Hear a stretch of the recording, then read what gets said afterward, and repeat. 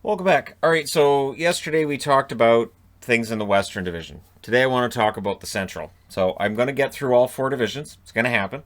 And like I said, today we're going to talk about the Central, where if you're in the top four, you've got a good separation between yourself and the bottom four.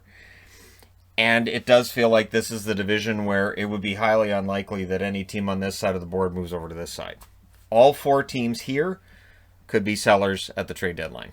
So be interesting to see how that works out and whether or not they might make a trade with the team in their own division, knowing they're not going to catch up. And what's interesting is Florida and Chicago are teams that look pretty safe right now. How baffling and bewildering is that?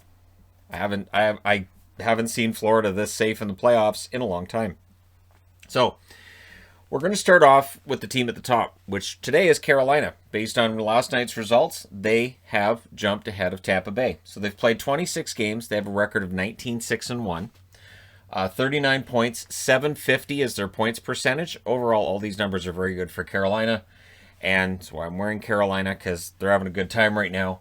Against Columbus, they have a 2-1 record. Against Chicago, 2-1. Against Dallas, they're 4-0. So that helps. Against Detroit, 2-1. Against Florida, 3-0-1, which really helps because their games against Florida could end up deciding their fate. Against Nashville, 4-0, and against Tampa, they're 2-3. So other than Tampa, they handled themselves very well against everybody else in the division. And even against Tampa, that was close. And I don't think that in the next three matchups between they and Tampa, I don't necessarily think that's a sign that Carolina is going to lose the rest. 7 out of 8 points that were possible against Florida. They get all the points they were supposed to get against Nashville and Dallas by winning all 4 games against both teams. And losing 3 out of 5 against Tampa is not shameful on any level. Tampa Bay is the defending Stanley Cup champion, so there you go. Against teams that are on this side of the board, that are in the playoffs currently, they're 7-4-1. Against teams on this side of the board that are out of the playoffs, they are 12-2. So they beat the teams they need to in order to maintain their spot here. And for teams on this side of the board, they don't perform well against Carolina. So, Carolina, excellent chance they stay ahead of the teams on this side. Tampa Bay, 25 games, 18-5-2 record, 38 points. 760 is their overall points percentage. The only weakness you might be able to find is that McElhinney is the backup, has 2 out of 3 games looked pedestrian. He hasn't quite measured up. So that's the one, if you can find a weakness with Tampa, you might find it at the backup spot, which means they're pretty darn good. 3-1-1 against Carolina, 1-1 against Columbus, 4-0-1 against Chicago, 2-0 against Dallas, 3-1 against Detroit, 1-2 against Florida, and 4-0 against Nashville. So they had a perfect record against Detroit until last night. As I said, McElhinney, that stands out. But yeah, they get the points where they need to. Every point, all 8 against Nashville, so 4-0 against Nashville. If you're a Nashville fan right now and you're going, oh, we've lost all 8 games to Carolina and Tampa, it's a major part of the reason they're the mess they're in. Against Chicago, they've got 9 out of 10 possible points so far. And, of course, they've lost 2 out of 3 against Florida. That's the one team in the division that they have any level of struggle with. 8-3-2 against teams on this side of the board and 10-2 against teams on this side of the board. So, again, this is what I'm talking about. As soon as you see a team on this side of the board against a team on this side, you likely know the result before the game's been played. Moving on to Florida. And as remarkable as this first half of the season's been for Florida, it just seems to keep getting better. 26 games, 17-5-4. Huge comeback victory last night. They now have 38 points. They have tied Tampa. They have a 731 points percentage. They've played one more game than Tampa. Other than that, these teams are close. 1-1-2 record against Carolina, 3-0-1 against Columbus, 2-0 against Chicago, 2-1 against Dallas, 4-2 against Detroit, 3-0-1 against Nashville, and of course 2-1 against Tampa. So against Tampa and Carolina, these games have been close between these 3. That's your battle for first place right there. 7 out of 8 possible points against Columbus and Nashville as they, again, get their points where they need them, and they've only won 1 out of 4 against Carolina. We'll see if that decides who gets home ice of the 2 of those teams, should they end up second and third. So in the division, playoff teams, they're 5-2 against the teams that are in playoff spots right now. They're 12-3 against teams on this side of the board. So 9 games against teams on this side of the board, 13 here, 12 here, and these guys have played 10. So we'll get into Chicago in a minute. But yeah, 12-3 against teams outside of the playoffs. Again, Florida, Tampa, Carolina, pretty tough to beat if you're a team on this side. Again, Detroit did it to Tampa, so it does happen, but it's not often enough to keep this division tightened up.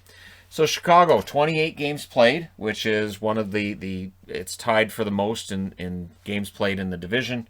14-9-5 record. 33 points, 589 is their points percentage, so they're well below the other teams in this division. They've played 2 more games than Florida, 3 more games than Tampa, 2 more games than Carolina, and they're 5 points behind both Florida and Tampa, 6 points behind Carolina. This is the one team that if there's a team that could be vulnerable to falling back in the second half, it would be Chicago, and that's it. 1-1-1 against Carolina, 4-2 against Columbus. So they only have 2 more left against Columbus. 3-1 against Dallas. The other 4 are all in Chicago. 5-1 against Detroit. So they've beaten the team they have to in Detroit. 0-1-1 against Florida. 0-2 against Nashville. So they haven't lost in regulation, but they haven't won either. 1-3-1 against Tampa. So there are some signs of some concern here, but remember, the first 2 losses to Tampa were at the start of the year. So, 10 of 12 points that were possible against Detroit, they got them. Winless and 2 against both Florida and Nashville. They do need to beat Florida. They have 6 more games against Florida before the end of the year.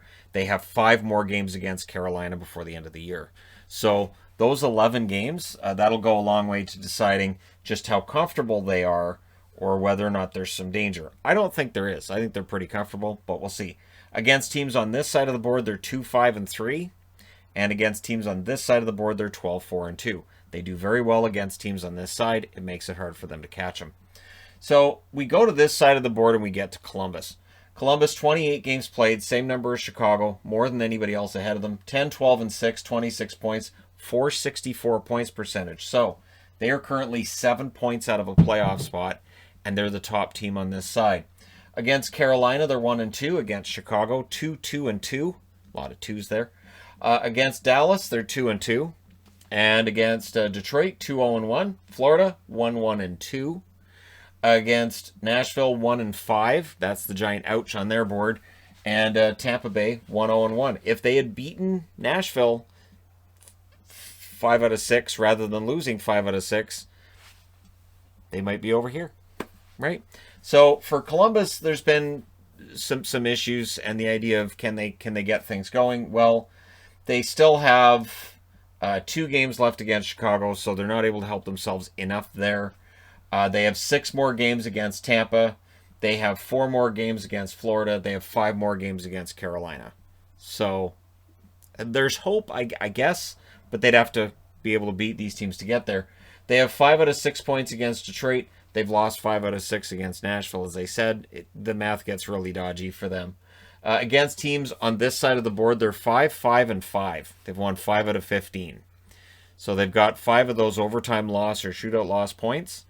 Is where you need to get those wins. And they're 5-7-1 against teams on this side of the board. So it's not great whether you're looking at teams here or teams here.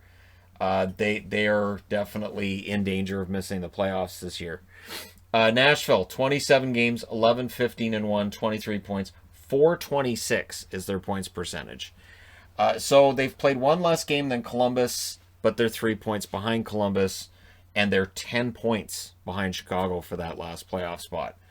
0-3-1 against Carolina, 5-1 against Columbus, as I said. 2-0 against Chicago, 1-2 against Dallas, 2-2 against Detroit, 1-3 against Florida, 0-4 against Tampa. All regulation losses, that hurts. So for Nashville, their major issues basically Carolina, Tampa Bay, and Florida. All 3 of those teams have done their best to stomp them down. So they have 10 of 12 possible points against Columbus. They've lost all 4 in regulation against Tampa. Against teams on this side of the board, they're 3-10-1. So for Nashville, playing teams on this side of the board has been mostly pain this year. On this side of the board, they're 8-5.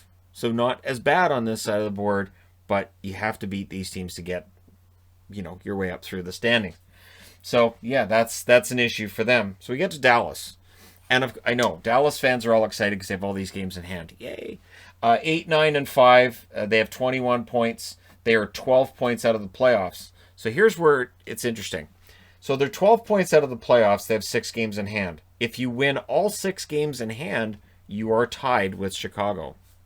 This is not a juggernaut team this year. This is a team that struggled way more than I'd expected. I'd expected some sort of a fallback. This has been dramatic, and the scheduling probably doesn't help them, but I'm not about to make that an excuse.